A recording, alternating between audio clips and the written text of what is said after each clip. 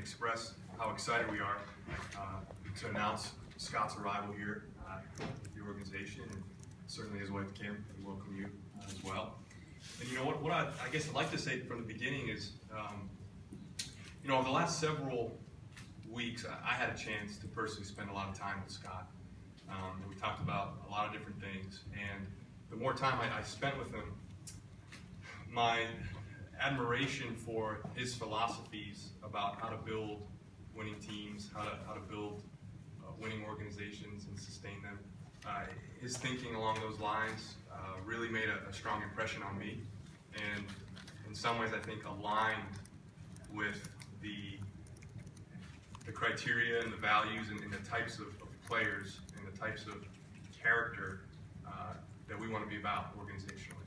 And so as we went through our varied conversations, it became quite apparent that we were very aligned philosophically about what we want this organization to represent, what we want this team to look like, et cetera, et cetera. And I think Scott brings a great skill set to our organization as a head coach. I could talk on and on about the good things he'll bring. I think Go ahead. Here we go. You know, I think his ability to teach and to instruct and to, you know, tactically prepare teams to be as prepared as they can be to try to win basketball games. And I think that's something that Scott really excels at. I think that's something that our team needs right now and will benefit greatly from. And I also think that, you know, we talk a lot about culture here and trying to instill a winning culture with winning habits and structure and accountability. And I think those are all things that Scott does top notch. So we're very excited to have him. It's a great day for the organization. And with that, I would like to formally announce Scott Skiles as the new head coach of the Magic.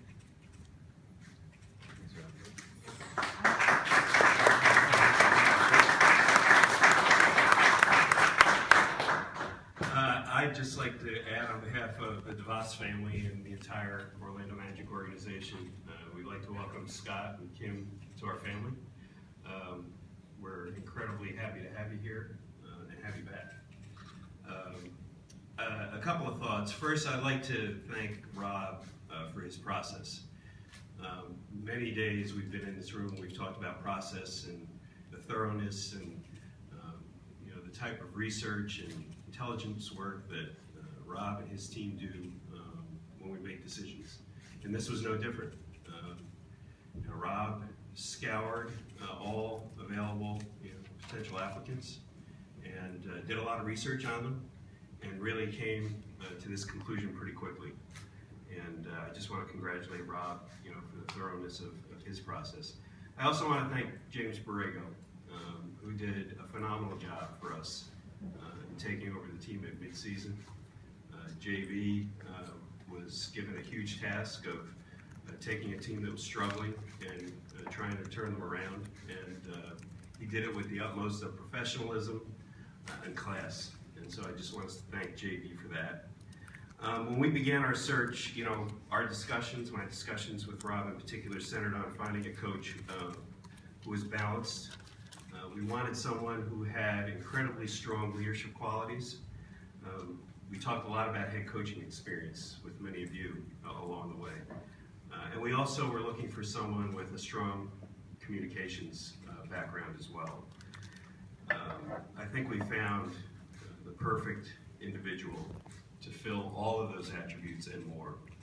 I think most of you know that I have a great deal of personal respect for Scott and all that he's accomplished in his career, both as a player and as a coach.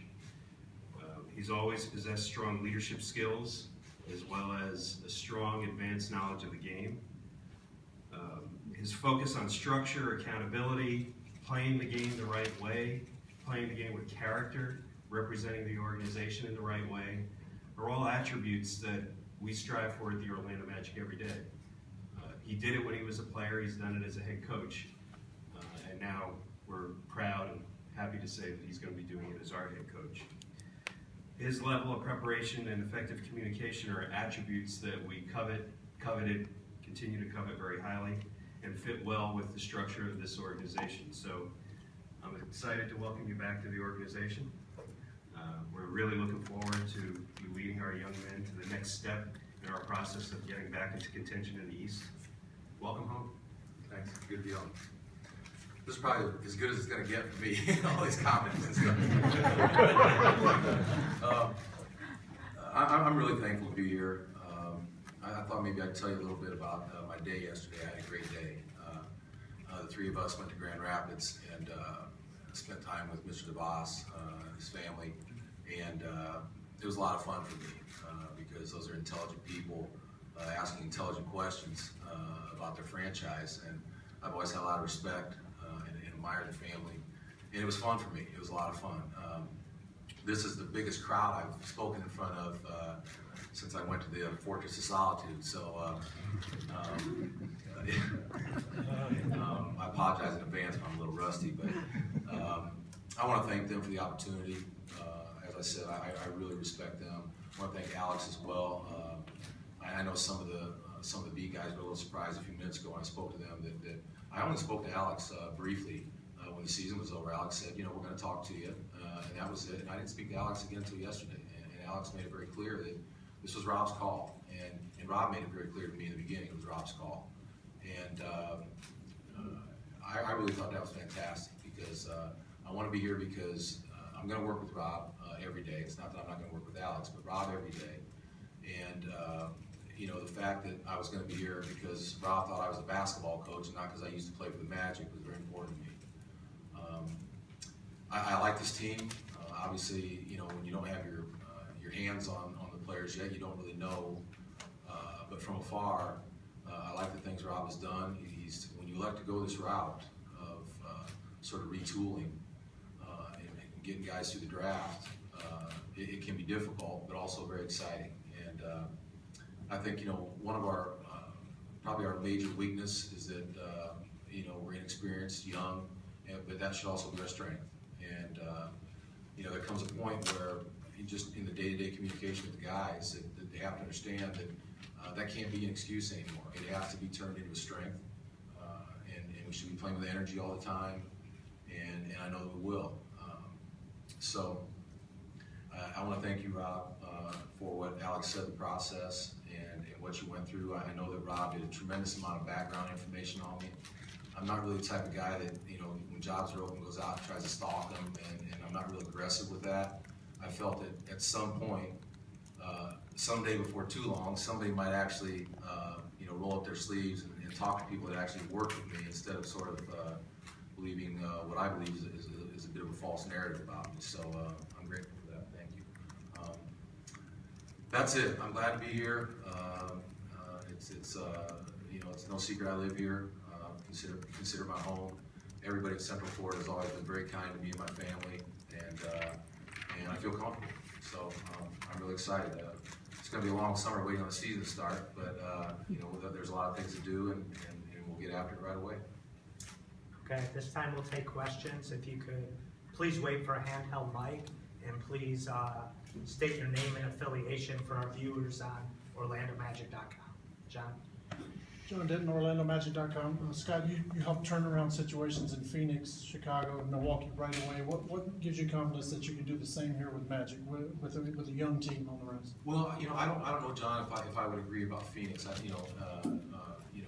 Phoenix was a 50-plus win team, every year, and I just happened to be there, when my good friend Danny resigned, and the job fell to me. So Chicago has some similarities to here for sure.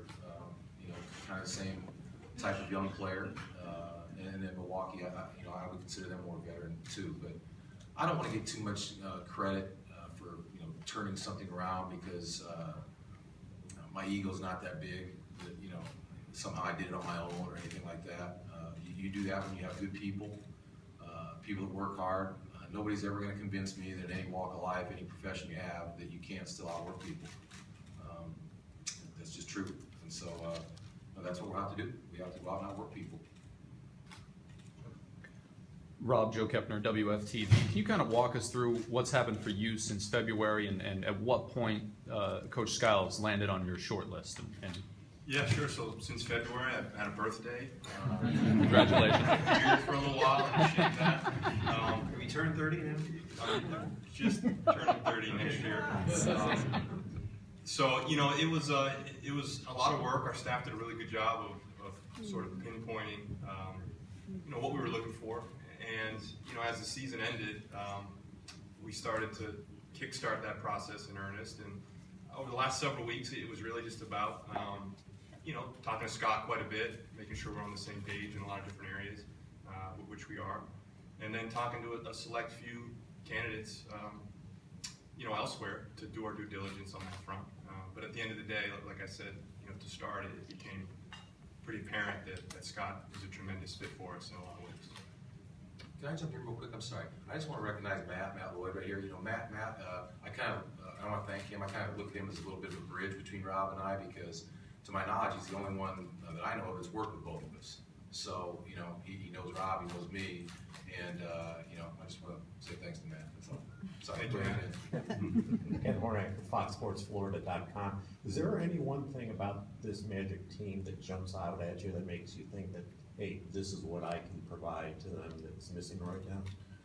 Well, you know, one of the things in sort of going through the numbers when, you know, I thought that this might be a possibility a few weeks ago, that I should realize from just watching the game, but sometimes you get a little deeper into the numbers and things jump out. So this was a good defensive rebounding team. This was a top 10 defensive percentage rebounding team. And so if you can get more stops and still rebound the ball and get out on the open floor, that has to be the big key. That we have to become a better defensive team. And it's not just defending the basket. It's not just defending threes. It's defending everything all the time.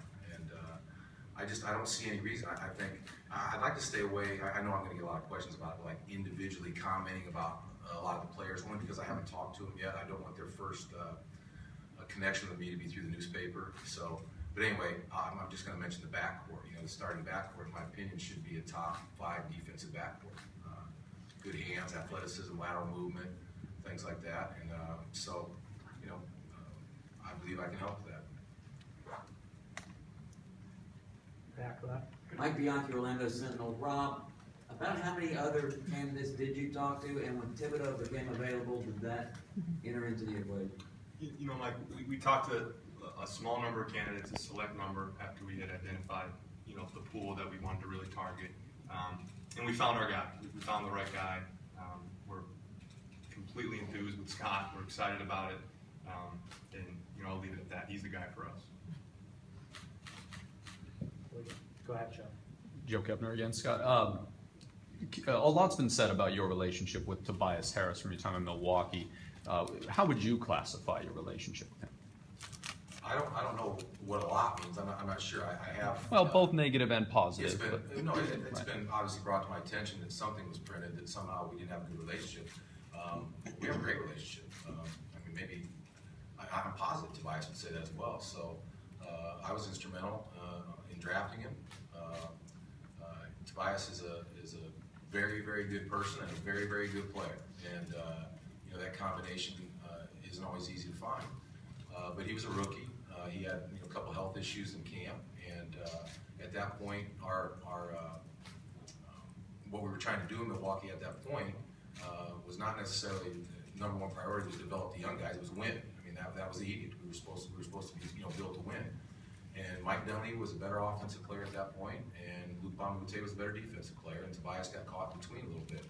But nobody, even during that season when Tobias wasn't playing as much as I know he would have liked, I never said to any person in the organization that I didn't still love Tobias. So he was just, 19 years old.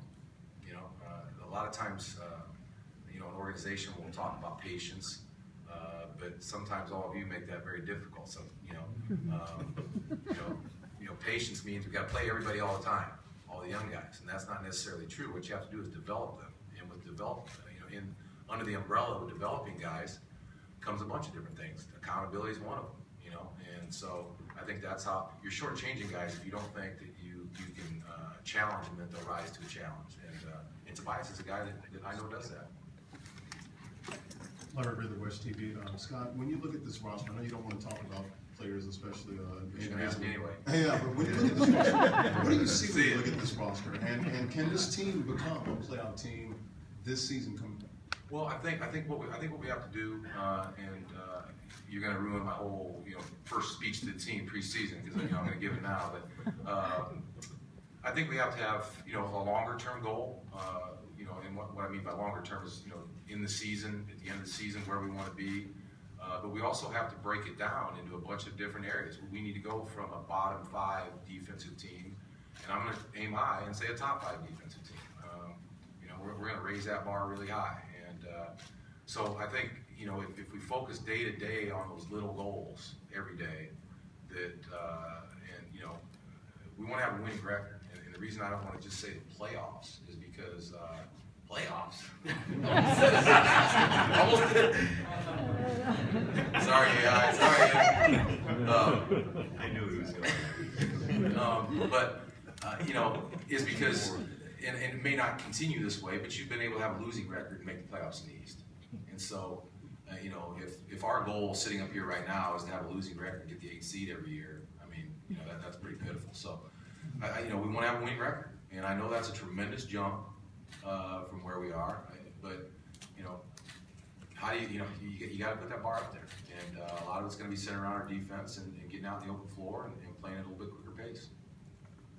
Scott, Josh Robbins, Orlando Sentinel. This is a team that has won between 20 and 25 games the last 3 seasons. How do you, as a coach, change the mindset away from using youth as an excuse? Well, it has to be talked about every day, and then if you see things that are not conducive to winning, they have to be addressed. I mean, I'm pretty simple, really.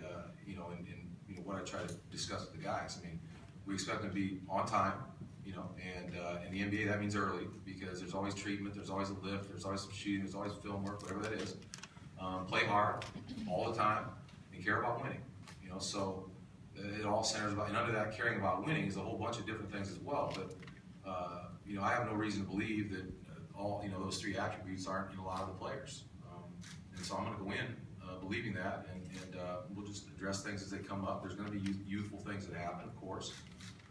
But it's exciting when you have an opportunity to work with young players because you can truly help them. And any teacher or coach, that's when you feel the best about your profession, when you go home feeling like you helped somebody. Yeah, Mike Bianchi again from the Orlando Sentinel. Rob, you said a couple months ago you're looking for some tough dudes, I think was the phrase you used. How does Scott fit into that mold as far as tough dudes? Well, I just think that, I don't want to speak for Scott, but I think one of the core beliefs he has about how to win in sport, especially basketball, is through competitiveness, toughness, and intelligence. And so I think when you try to combine those things, I think Scott's in some ways a really good poster boy for that. And I think you can feel it the way he talks, the way he coaches, the way he interacts with the guys. So yeah, we're always looking to get tougher. I don't think you can ever be too tough. I don't think you'll ever hear any of us say, "Man, we're just too tough. We gotta be a little softer." I just don't think that's going to happen. So yeah, I think it's a seamless fit in that regard. Scotty, Pat Clark from Wesh.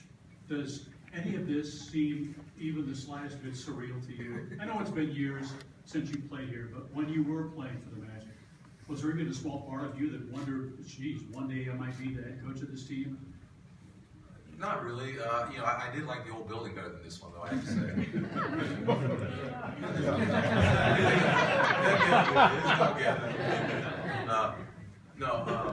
Not really. I never really thought about that. I mean, only because maybe I didn't think of it because I thought it would be surreal. I don't know. Everybody knows I was joking, right?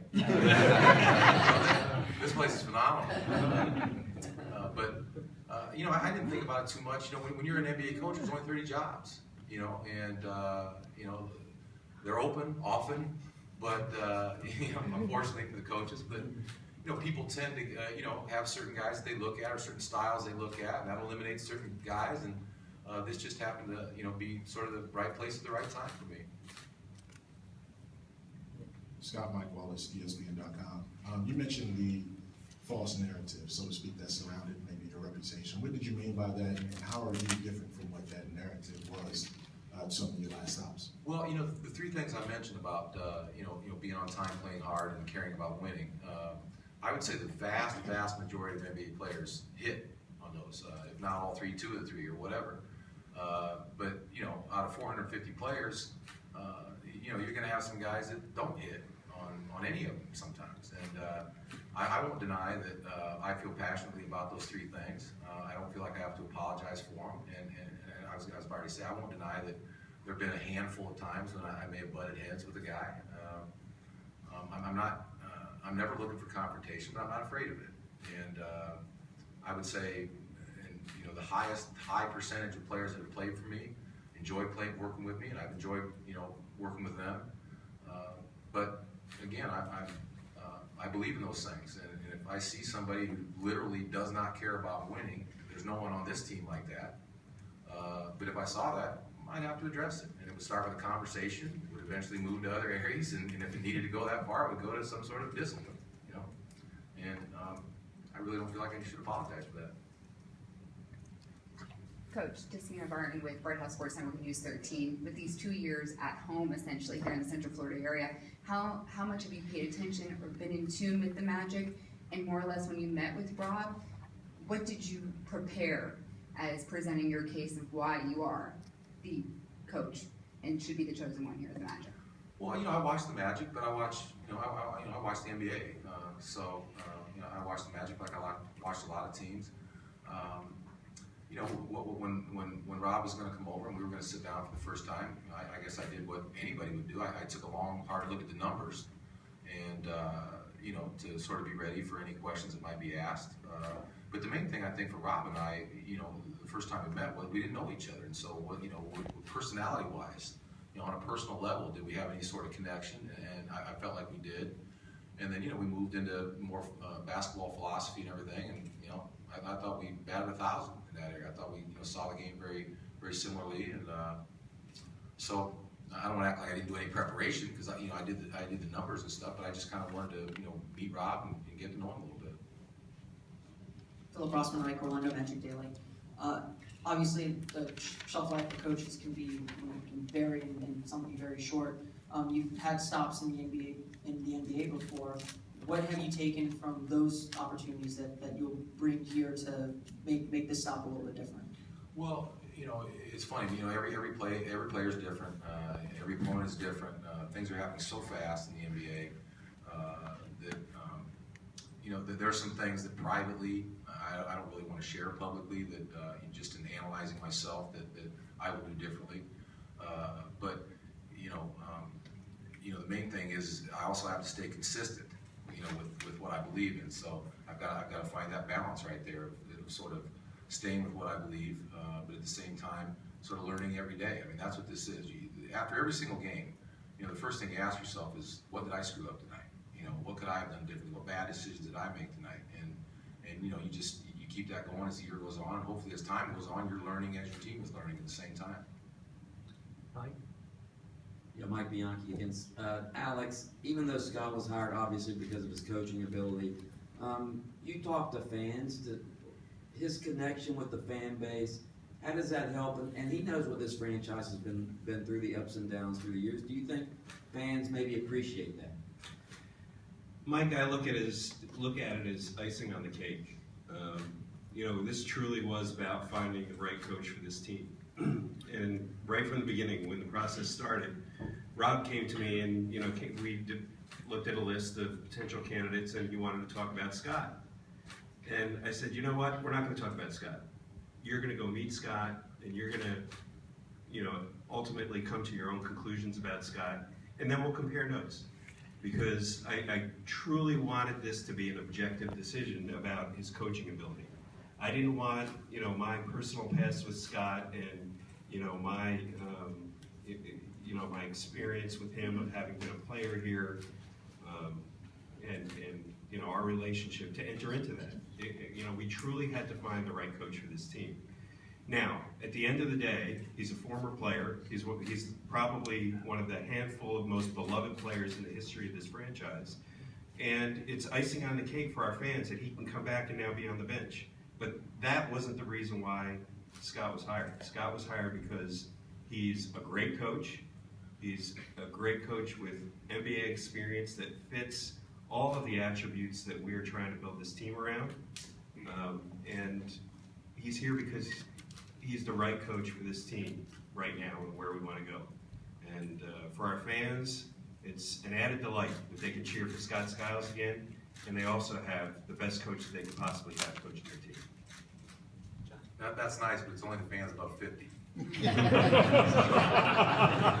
younger guy, they don't even know I played. No idea. If I want my cards somewhere, that's how they know. Ben Gordon said that you've talked to him a lot about you've always wanted to be a coach, and you told him that even when you were playing, you knew you wanted to be a coach someday, and you knew that relationship between coach and player was very important. He said you have a gift of pushing them hard, but also getting the best out of them. How do you do that with a guy where you can push him hard and still throw your arm around his shoulders? Well, I mean, that's the goal. That's the goal, to do that with everybody. It doesn't always work that way, but that is the goal. I just think you got to be fair. I mean, the guys can see a fraud, right away. They can see competence right away.